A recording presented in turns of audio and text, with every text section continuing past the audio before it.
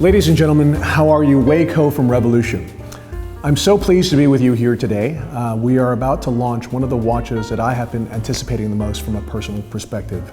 It is a watch that is a 25th anniversary celebration for one of the brands and one of the individuals in the watch industry that I respect the most. The brand is, of course, Chopard L.U.C, and that individual is called Frédéric Schäufele. And the watch we're about to launch is our very first high complication. It is a flying tourbillon, but it is also a stop-second tourbillon that is Geneva Seal and also cost certified. To me, that is already pretty extraordinary, but we've managed to get this watch inside of a case that measures 36.5 mm in diameter and just a mere 8.2 mm in height. To me, this watch is pretty much a revelation. I feel it's one of the most significant tourbillons to ever be created, and I'd like to walk you through why I feel that way. So first, let's talk about the size of the watch. I think most of you guys will say, well, 36.5 mm is actually relatively small. Well, actually, if you think back in the history of the most iconic watches, such as the 1518 from Patek Philippe, which is 35 mm, or the 2499 from Patek Philippe, which is 37.5 mm, or even the Philippe Dufour Simplicity, which is 34 mm, at least the original version was, and then there were, of course, collectors that asked him to make the 37 version, but of course, he prefers the 34 mm.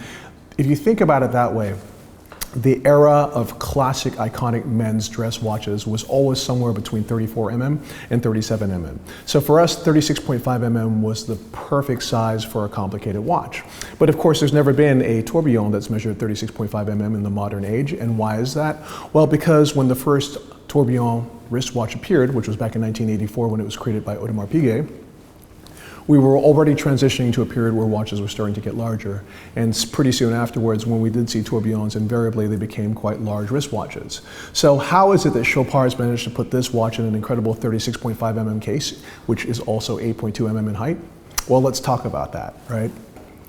So in order for me to explain this watch correctly, I need to go back now 25 years and talk to you about Chopard L.U.C's very first wristwatch, and that is the Chopard L.U.C 1860.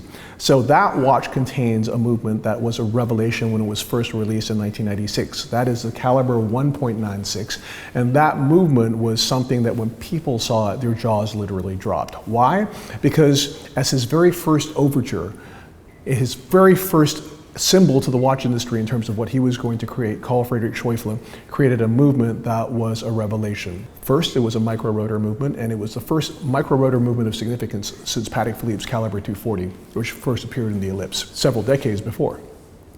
Second, that movement was both Geneva Seal and cost certified. Geneva Seal because that was the highest standard guaranteeing finish at the time, and still is actually to a large extent, and he wanted to demonstrate that any movement that he would create in-house would have exceptional finish at a level of anyone else in the industry.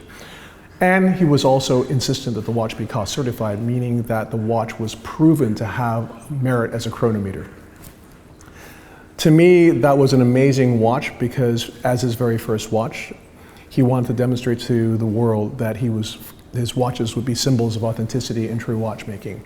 But now let's talk about the design of the Chopard L.U.C 1860. To me also, that's a watch that is a design masterpiece. 36.5 mm in diameter, 7.2 mm in thickness, with a beautiful guilloche amand dial and stunning diamond-shaped indexes. This set the groundwork for the watch that we would create a full 25 years later. So why do I respect Chopard L.U.C so much? I think it's because that every time Carl Frédéric Schäufele decides to focus on a specific complication, he wants to elevate the performance of that complication. So for example, when he created his first minute repeater, the Chopard L.U.C Full Strike in 2016, he became the first person in the world to create a minute repeater with sapphire crystal gongs, which massively elevated the acoustic property of that complication. Similarly, in 2004, when he launched his very first tourbillon, he did so with two great innovations. The first one was he attached it to the Quattro system, which is a system for 7 days power reserve using two sets of stacked barrels. Now, why is that important? Well, it's because this system maintained torque and a massive amount of torque and optimum torque over a 7-day period, which was the power reserve of the watch. Now the thing about a tourbillon is because when you go from the third wheel to a fixed fourth wheel, the last part of that watch is much heavier than say a regular balance wheel. So that has a tendency to exaggerate or amplify any faults the watch may receive in terms of a diminishment of torque. So by having an amazing torque, he also helped to guarantee the performance of his tourbillon. But the other thing which I thought was amazing was that in 2004, he became the second brand ever to cost certify his tourbillons, right? The other brand that was doing this at the time was Patek Philippe. I think they still continue to do so. What's important about this is the following. In 1801, when Abraham Louis Breguet patented the tourbillon, his intention was to create a chronometric device. He wanted to create a device that averaged the errors caused by gravity on a watch's regulating organs when that watch was in a vertical position. Of course, everyone in the 1800s was wearing a pocket watch. So the question's always posed to me, is there a rationale for the existence of a tourbillon in a wristwatch?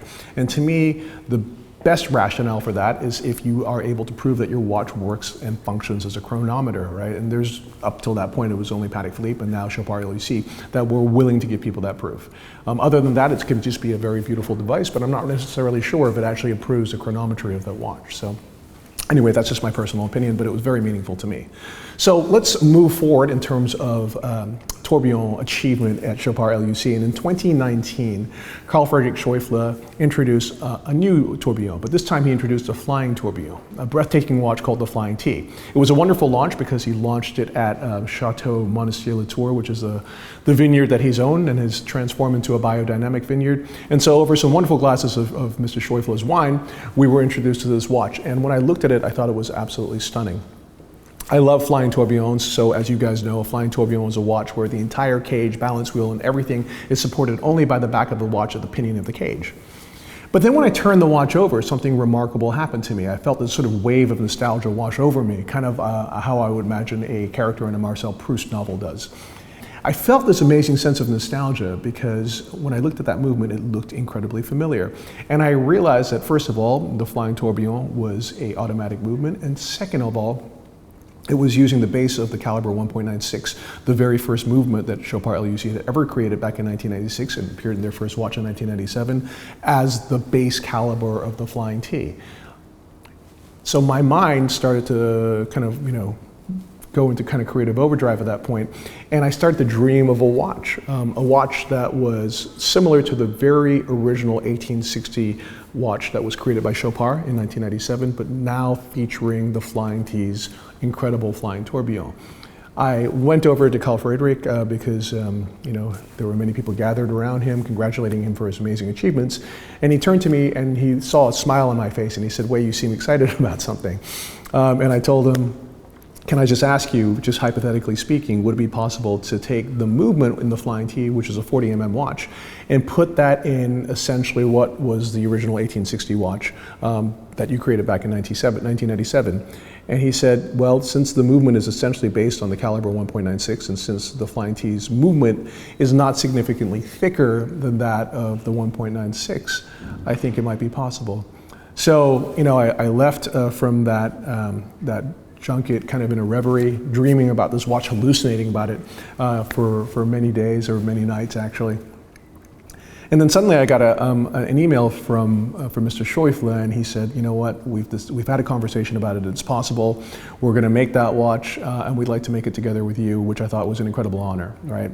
I guess the last thing I should also mention about the Flying T was it's one of the very few stop-second tourbillons in the world, which means that when you pull the crown out, the cage and the balance wheel stop, right? Which is very, very rare. And the reason why that's so meaningful to me is, again, because a tourbillon is meant to be a chronometric device. And if you pull out the crown to set the hands and the watch continues to advance, that you somehow undermine this whole idea of chronometry. And so again, like when Chopard L.U.C. does something, they do it with every single rationale considered and so much respect to horology, right? The other thing too is that if you look at the cage of the Flying T, what I find so beautiful is there's an arrow indicator on that. And that arrow indicator, which is integrated into the cage, is actually your seconds hand. So this is when COSC does its certification, it's using this to measure the accuracy of the watch. So you're going to ask me, yes, but of course, but there's no seconds track on the Chopard L.U.C. Flying T Special Revolution.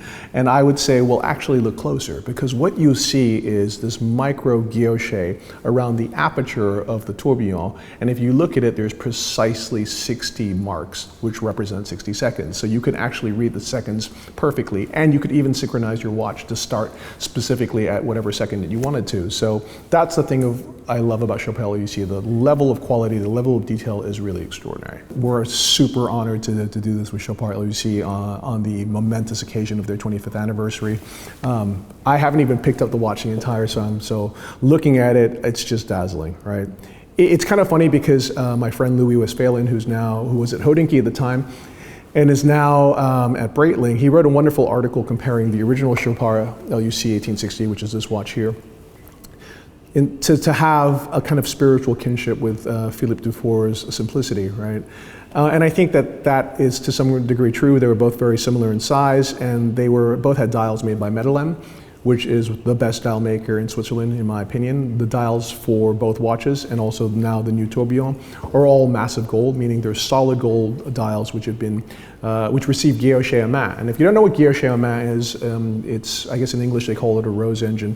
What actually happens is there's this beautiful large size pattern that is reduced using a tracing system onto a tiny dial, and it's done guided by a person manually, and that's what guilloché à main is. And that is very, very different from a stamped dial, or even a micro engraved CNC dial or a laser engraved dial, which has become kind of the norm of the industry today. So what I love about this watch is there's so much quality that resonates through it as well.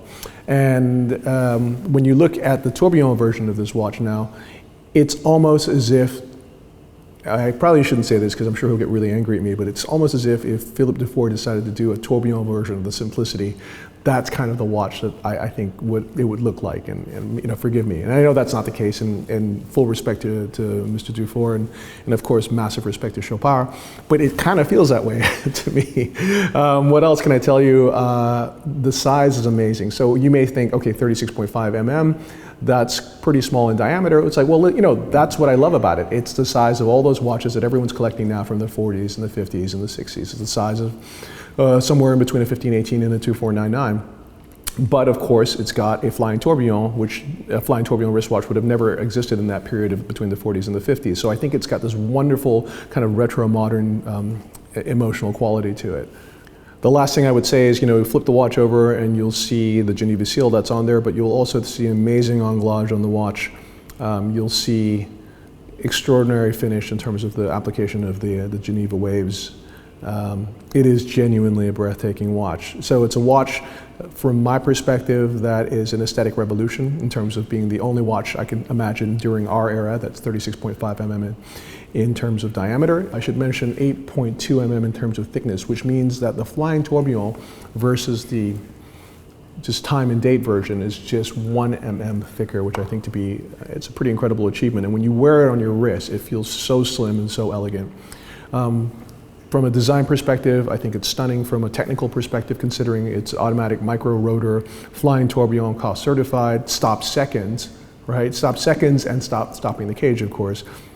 I think it's just an extraordinary watch. It's in white gold in terms of the case. The massive gold dial has been finished in a very sort of like beautiful salmon color, which is reflective of the original watch as well.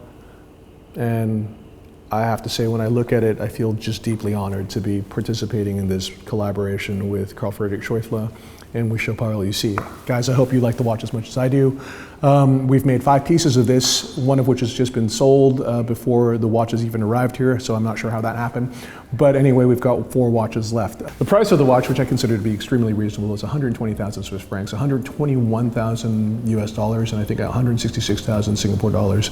You know, considering what's out there for that price, for something with this kind of authenticity, this kind of like extraordinary technical innovation, this kind of respect to the traditions of watchmaking, and something as beautiful as this watch, I think it's unbeatable at this price point. So there you go. Thank you so much for joining us. Ladies and gentlemen, I bid you adieu.